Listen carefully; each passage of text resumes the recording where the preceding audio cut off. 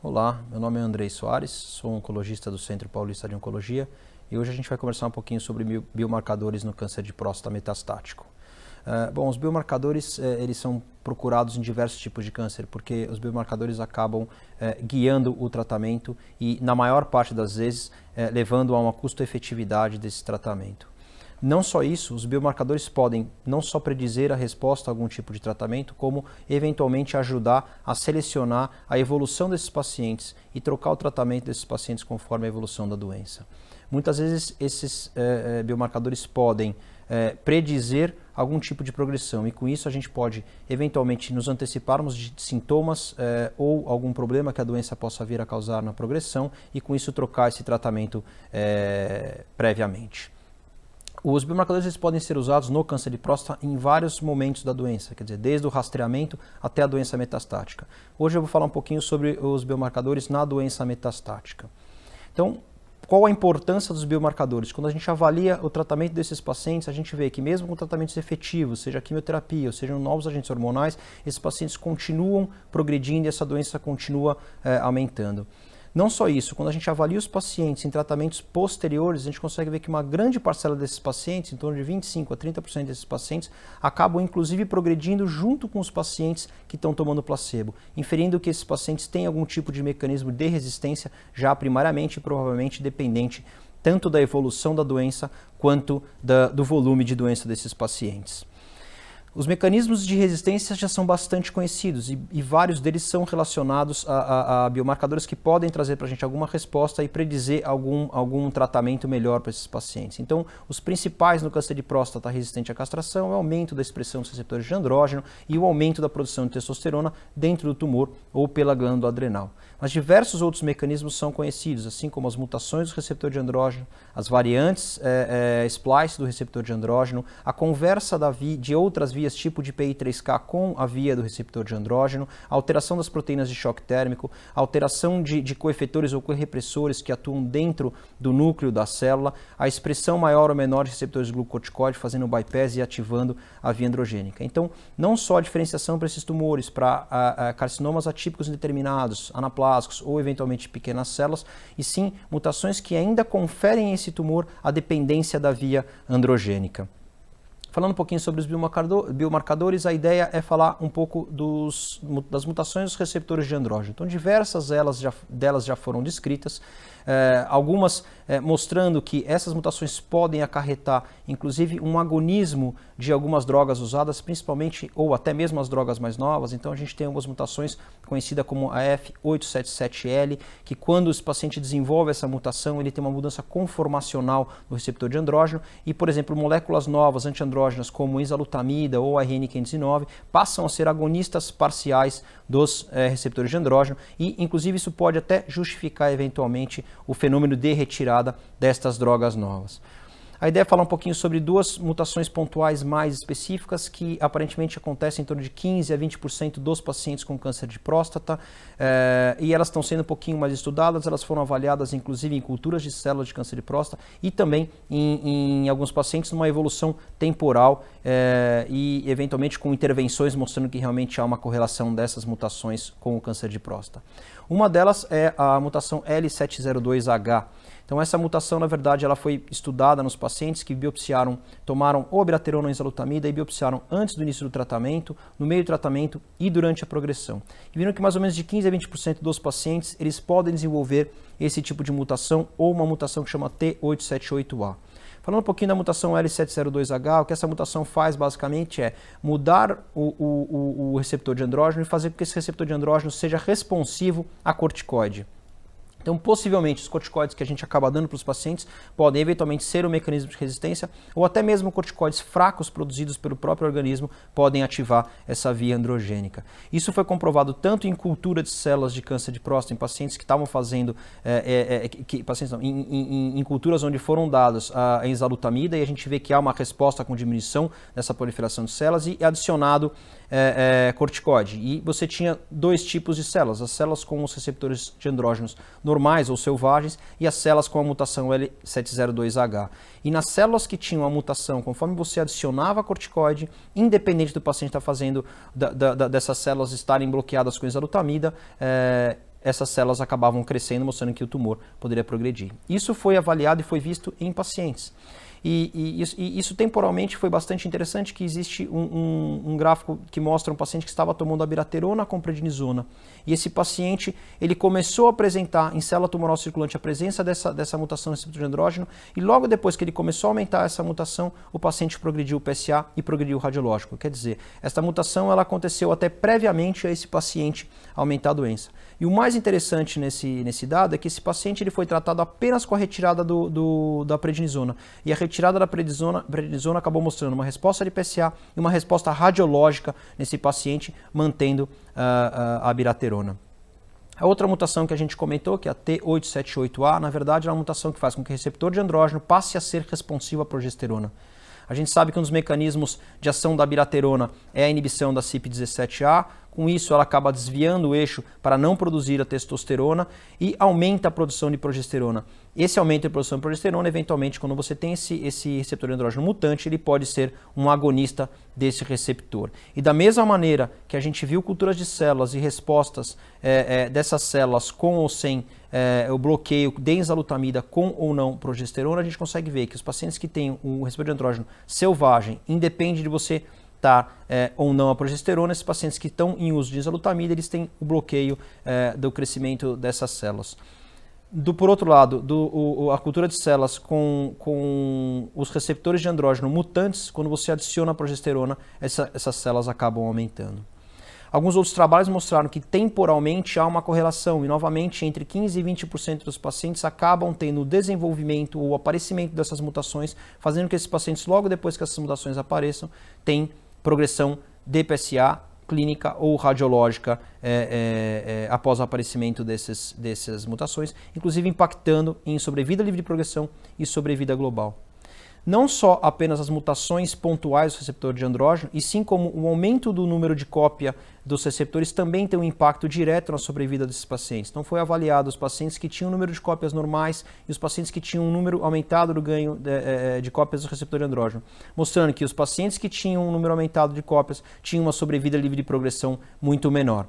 E junto com os pacientes que têm as mutações, tinham uma chance de resposta de PSA muito baixa em comparação aos pacientes que têm os receptores de andrógeno normais ou um número de cópias normais. Há aparentemente uma relação inversamente proporcional com o aparecimento dessas mutações ou o número de ganho de cópias. Aparentemente, quem tem mutação acaba não tendo tanto um ganho em número de cópias e o inverso também é verdade.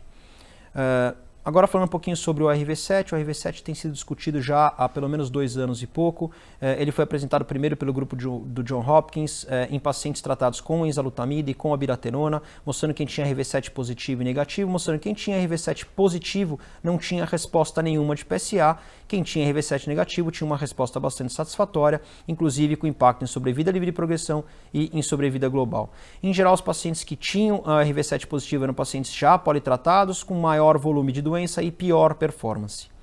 Havia uma dúvida se quem tinha RV7 positivo, ele podia eventualmente ser resistente aos taxanos também. O que acontece é que a variante 7, ela faz com que o receptor de andrógeno perca o sítio de ligação do receptor de andrógeno, onde em geral você tem a ligação da testosterona ou do antiandrógeno. E com isso, constitutivamente, esse receptor de andrógeno está ativado, passa para o núcleo e pode fazer a transcrição. Há uma dúvida e sempre houve uma preocupação em que, na verdade, os microtúbulos também se ligam nesta região dos receptores de andrógeno e com isso, eventualmente, você pudesse ter algum tipo de alteração em relação aos taxanos, a resposta dos taxanos em quem tinha RV7 positivo. O mesmo grupo de John Hopkins, o Dr. Antonorakis mostrou que, na verdade, os pacientes que tinham RV7 positivo, eles tinham realmente um prognóstico pior, mas esses pacientes tinham uma resposta, eles não tinham uma diferença em resposta estatisticamente significativa. E quando ele fez a comparação entre os trabalhos dele, o que ele mostrou, na verdade, foi que realmente tinha um impacto diretamente relacionado em relação a quem tinha RV7 positivo, tomava um novo agente hormonal ou tomava taxano, mostrando que para o novo agente hormonal esses pacientes eram resistentes e para quem não tomava, para quem tinha o RV7 positivo e tomava o taxano, não havia uma correlação. Esses dados foram confirmados pelo Dr. Howard Scher, foi apresentado na ASCO desse ano e foi publicado na JAMA, confirmando que realmente os pacientes que tinham a expressão de RV7 positivo não tinham benefício em fazer o uso de algum novo agente hormonal e tinham benefício quando faziam taxano. E os pacientes que eram negativos, era independente fazer um ou outro. Mais recentemente, alguns dados mostraram que pacientes em primeira linha que tomaram enzalutamida tinham resposta mesmo tendo a RV7. Com a atualização dos números também do Dr. Antonorakis, a gente viu que os pacientes mesmo com RV7 também tinham algumas respostas em RV7 positivo. Então, tornou-se a procurar e a pesquisar por que esses pacientes têm resposta ou não. O que a gente consegue entender hoje, o que aparentemente a gente tem alguns dados mostrando, é que a importância do RV7 é possivelmente quando ele tem a localização nuclear e não somente ao aparecimento de RV7 ou não. Então, quando a gente só avalia o RV7, independente se a posição dele é citoplasmática ou nuclear, a gente tem aparentemente, ou na verdade não aparentemente, a gente tem um aumento da incidência do RV7, mas não necessariamente um impacto no tratamento ou na escolha de tratamento desses pacientes. Mas se essa posição é nuclear, a gente tem uma relação muito mais direta entre o paciente ser responsivo ou ser primariamente refratado ao tratamento com um novo agente hormonal. Não só isso, aparentemente o número e a frequência da presença do RV7 e a relação do RV7 com o receptor de andrógeno selvagem. Tudo isso parece interferir um pouquinho na resposta ao tratamento. Em geral, esses pacientes eles estão acompanhados com alto volume de doença, um pior performance clínico e mais tratamentos prévios. Então, o interessante do RV7 é que ele é um biomarcador sim promissor, mas que a gente precisa aprender um pouquinho mais como usar e talvez o kit que a gente deve usar para realmente definir o melhor paciente para tratamento. Bastante interessante é que um trabalho recente com 14 pacientes mostrou a linha do tempo da evolução de cada paciente com o tratamento que o paciente fez. E o paciente, então, ele tomava quimioterapia, seguido de algum novo agente, seguido de quimioterapia ou seguido de novo agente. Quer dizer, o paciente era tratado e era avaliado com a presença do RV7 ou não. E o interessante é que desses 14 pacientes, 6 pacientes que tinham RV7 positivo, quando tomaram quimioterapia, tornaram-se RV7 negativo. Mostrando que talvez o uso do taxano possa converter o paciente que tem RV7 positivo em RV7 negativo, reforçando, com dados muito frágeis, mas reforçando o que a gente praticamente vem fazendo hoje na nossa prática diária, que é tentar intercalar um novo agente hormonal com quimioterapia, trazendo um pouco mais de racional para esse tipo de abordagem. Não só o docetaxel, como o cabazitaxel também foi testado com pacientes RV7 positivo, e assim como o docetaxel, o cabazitaxel mostrou que também não tem interferência, mostrando que ele também é ativo em pacientes com RV7 positivo. E acho que finalmente o que foi apresentado recentemente foi a perda do PTEN. Na verdade, o PTEN é uma molécula, é um gene supressor tumoral, ele traduz uma proteína que acaba desfosforilando um dos substratos da via do PI3K e da AKT, e quando ele está perdido ou tem alteração do seu funcionamento, em geral esses pacientes têm essa via constitutivamente ativada. E essa via do PI3K com o AKT acaba se comunicando com a via do receptor de andrógeno e eventualmente ativando a via do receptor de andrógeno. A gente já tem dados mostrando que tanto na doença localizada quanto na doença metastática resistente à castração, a perda do PTEN tem um impacto direto em relação à sobrevida e os desfechos dos pacientes com câncer de próstata.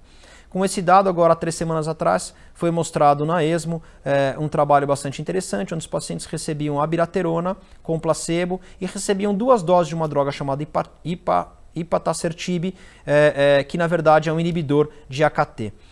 E esse trabalho mostrou que, na verdade, em todos os pacientes não houve diferença para os pacientes que tomavam ipatasertib ou que tomavam placebo. Mas quando eles avaliaram em relação à expressão do PTEN, e neste caso foi avaliado com imunistoquímica, houve uma diferença estatisticamente significativa e bastante importante em benefício para os pacientes que tomaram o inibidor de AKT e que tinham a perda da expressão do PTEN. Em compensação, os pacientes que não tinham a perda da expressão do PTEN, eles acabavam não tendo nenhum benefício da adição do PTEN. O grande problema da avaliação do PTEN é que ele é muito heterogêneo, então a gente tem diversas maneiras de avaliá-lo. Pode ser feita por imunistoquímica, pode ser feita por sequenciamento gênico, pode ser feito por FISH, pode ser feito até por RT-PCR. Então a gente ainda não sabe qual a melhor maneira, isso foi avaliado e foi testado nesse trabalho. Aparentemente a imunistoquímica teve uma boa correlação, mas ainda não se pode traduzir isso para a prática clínica. O que eu posso dizer em resumo do que a gente conversou hoje rapidamente é que biomarcadores são extremamente importantes para a gente definir o melhor tratamento para o paciente, para a gente tentar otimizar os custos, antecipar uma progressão, uma piora clínica e escolher a melhor sequenciamento de tratamento. Aparentemente, o que a gente tem hoje mais próximo da prática clínica é a avaliação do variante 7 do receptor de andrógeno, o ARV7, por célula, avaliação de célula tumoral circulante. Ele ainda precisa de alguns, vamos dizer, ajustes finos, a gente entender um pouquinho melhor quais são os pacientes, mas provavelmente esse é o teste mais próximo da prática clínica. Lembrando que que as alterações do receptor de andrógeno e a perda do PTEN também são algumas alterações bastante importantes. Por último, o que eu queria citar são os genes de reparo do DNA. A gente já tem esses dados desde o final de 2015, mostrando que, na verdade, os pacientes que têm alguma alteração no reparo do DNA, principalmente mutação de BRCA2 e de ATM, têm uma chance maior de resposta. Então, houve um trabalho onde 49 pacientes politratados recebiam olaparib na progressão e a gente viu 16 respostas nesses 49, quer dizer, uma taxa de resposta de 33%. Mas quando a gente avaliou desses 16 pacientes, quais eram os pacientes que realmente respondiam, o que a gente viu é que 14 desses 16 pacientes tinham mutações do BRCA2 ou ATM. E o mais interessante é que essas mutações poderiam acontecer tanto nas células germinativas quanto alterações somáticas, mostrando que realmente a presença de alguma mutação de BRCA2 ou de ATM faz com que esses pacientes respondam a um inibidor de PARP.